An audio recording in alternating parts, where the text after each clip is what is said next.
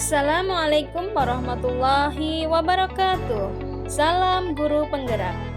Pada video kali ini, saya Amanah, calon guru penggerak angkatan 10 dari Kabupaten Kapuas, akan memaparkan kesimpulan dan refleksi pemikiran Ki Hajar Dewantara pada tugas koneksi antar materi modul 1.1.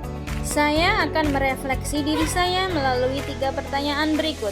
Yang pertama, apa yang Anda percaya tentang murid dan pembelajaran di kelas sebelum Anda mempelajari modul 1.1? Yang kedua, apa yang berubah dari pemikiran atau perilaku Anda setelah mempelajari modul ini? Yang ketiga, apa yang dapat segera Anda terapkan lebih baik agar kelas Anda mencerminkan pemikiran Ki Hajar Dewantara? Saya percaya tentang murid dalam pembelajaran di kelas sebelum saya mempelajari modul 1.1 bahwa yang pertama, guru cenderung mendominasi proses pembelajaran atau teacher center. Dalam pembelajaran saya sering menjelaskan materi dengan ceramah dan murid hanya duduk, diam, dan mendengarkan. Saya percaya dengan metode seperti itu, semua murid akan memahami materi yang saya sampaikan. Padahal, pendidikan bukan hanya proses mentransfer ilmu, tetapi ada aspek lain yang harus diperhatikan perkembangannya. Yang kedua adalah sering menganggap murid yang pasif dan kurang kreatif sebagai bentuk kelemahan dan kekurangan siswa yang sulit dirubah. Ketika saya menjelaskan materi, beberapa siswa nampak lesu dan kurang responsif. Hal demikian saya anggap bahwa murid tersebut lemah dalam menerima pelajaran. Padahal bukan demikian, tetapi mereka menginginkan pembelajaran yang menarik. Yang ketiga adalah menuntut suasana kelas yang tenang dan siswa fokus mendengarkan guru menyampaikan materi pembelajaran. Yang justru hal demikian bisa membuat siswa merasa tidak merdeka dalam belajar dan takut menyampaikan ide maupun pendapat mereka dalam pembelajaran. Yang terakhir adalah sering menganggap siswa yang bagus dalam bidang akademisnya adalah siswa yang berhasil dan berprestasi.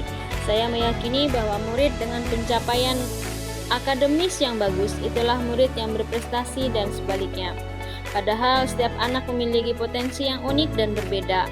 Jika kita pendidik mampu membimbing sesuai potensinya, maka setiap anak akan berprestasi pada bidangnya masing-masing.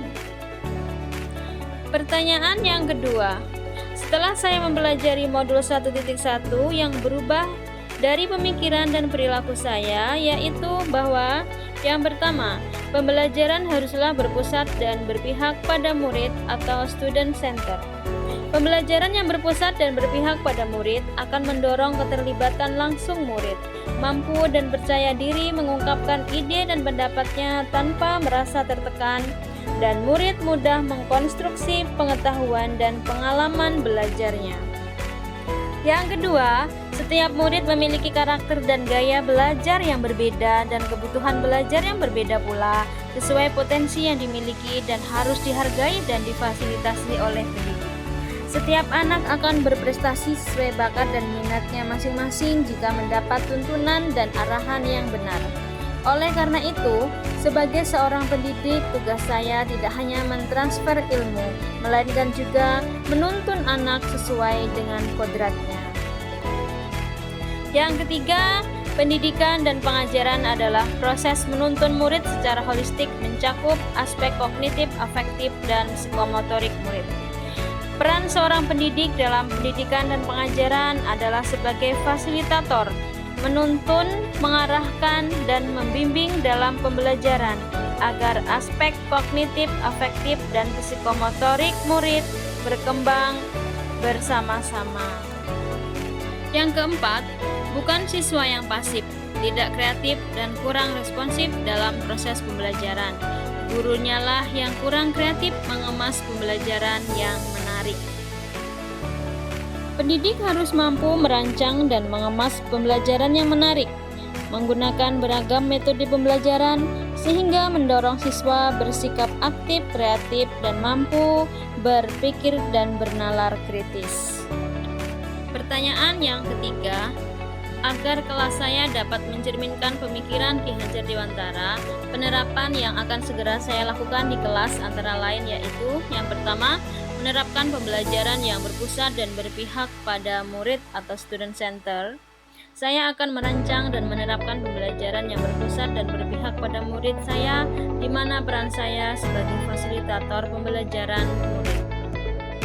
Yang kedua adalah lebih cermat dalam menganalisis karakter dan gaya belajar murid, serta dapat melihat potensi setiap murid yang berbeda-beda agar pendidik dapat memfasilitasi dengan teknik dan metode yang sesuai dengan kebutuhannya tersebut. Yang ketiga adalah menerapkan metode Among, yaitu pendidikan yang menuntun bukan menuntut. Guru berperan sebagai pamong dalam penerapannya di kelas sesuai dengan pengajaran dan pendidikan dari Ki Hajar Dewantara. Kita terapkan pola asih, asuh, dan asah.